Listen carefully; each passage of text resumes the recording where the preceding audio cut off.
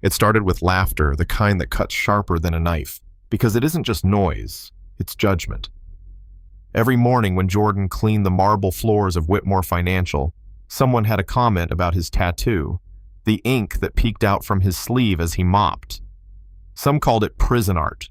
Some joked he must have lost a bet, and others simply smirked like he was some kind of punchline. Jordan didn't argue. He'd been mopping long enough to know words bounce off easier if you stay quiet. But deep down, every smirk scraped against the part of him that once believed he was more than a mop in a bucket. Jordan was a single dad raising his 8-year-old son Mason in a 2-bedroom apartment that smelled faintly of bleach and old books. He didn't mind the work.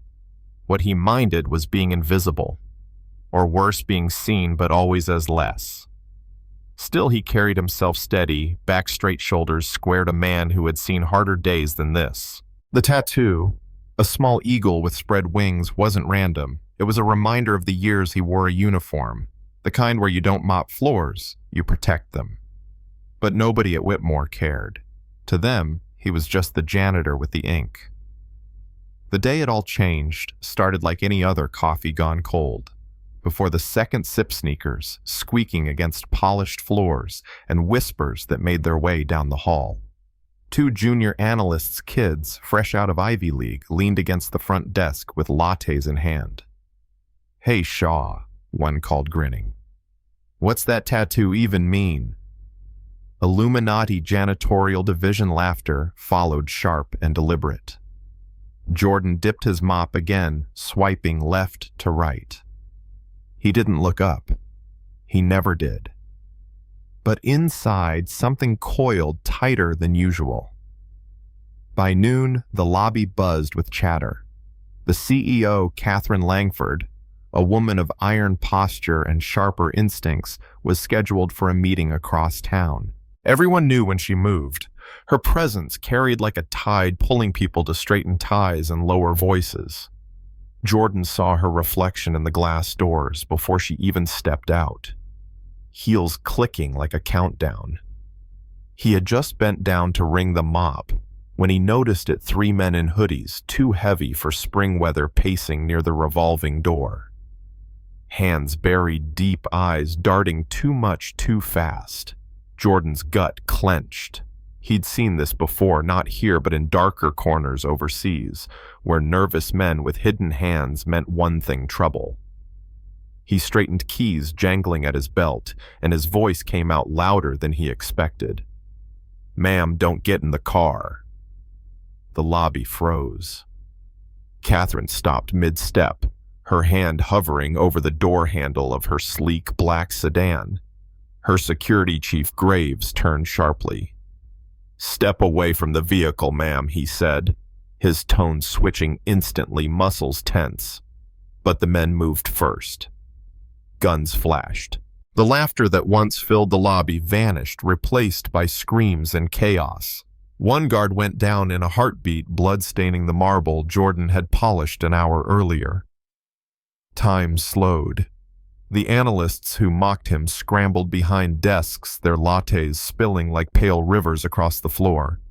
Catherine ducked low, shock flashing across her face. And Jordan didn't freeze. He moved the way his body remembered, not the way a janitor is supposed to. Mop clattering against the wall, he surged forward, using the bucket as a shield. A shot cracked, echoing through the lobby, but he was already swinging. The handle of the mop snapped across a robber's wrist, the gun skidding across the floor.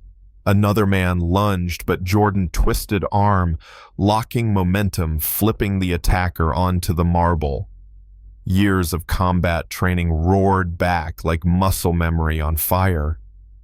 "Behind you," Catherine shouted, voice raw. Jordan pivoted just as the last man raised his weapon. He didn't think. He tackled the 2 of them, crashing into the revolving door. Glass shattered, alarms wailed, and the gun clattered harmlessly outside. By the time police stormed in, Jordan had one robber pinned under his knee, sweat dripping down his face, his tattoo stretched across tense muscle like it was alive again. Silence fell heavy after the chaos, broken only by the sob of a shaken receptionist. Catherine stood brushing shards of glass from her suit, her eyes sharp as ever locked on Jordan. But this time they didn't skim past him like he was invisible.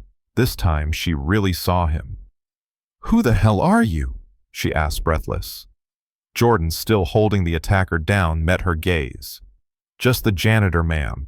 News spread faster than the blood on the marble. By evening, every headline blared the same story. Janitor saves CEO from armed robbery.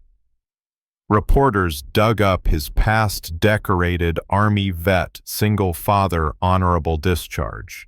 The tattoo everyone mocked turned out to be his unit's insignia, a mark of loyalty and sacrifice, not shame.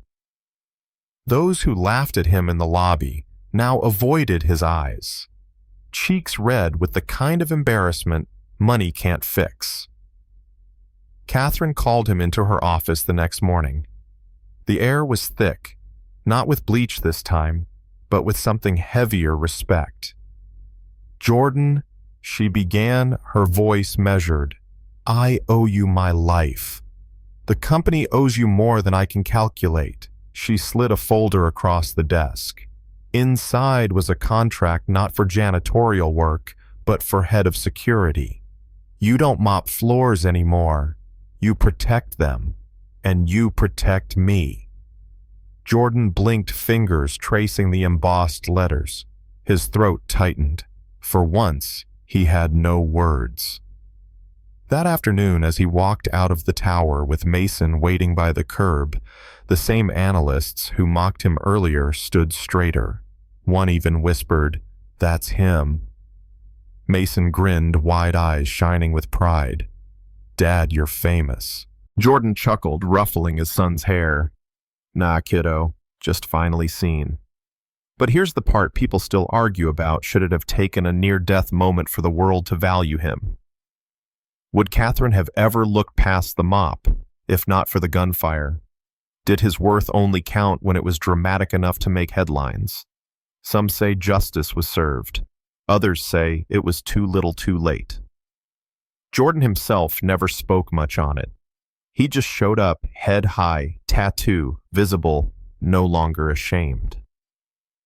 So let me ask you, have you ever been laughed at, written off, judged by something skin deep only to prove them wrong in the moment they least expected? Do you think society really changes its views, or do we just wait for spectacle before we respect someone's story?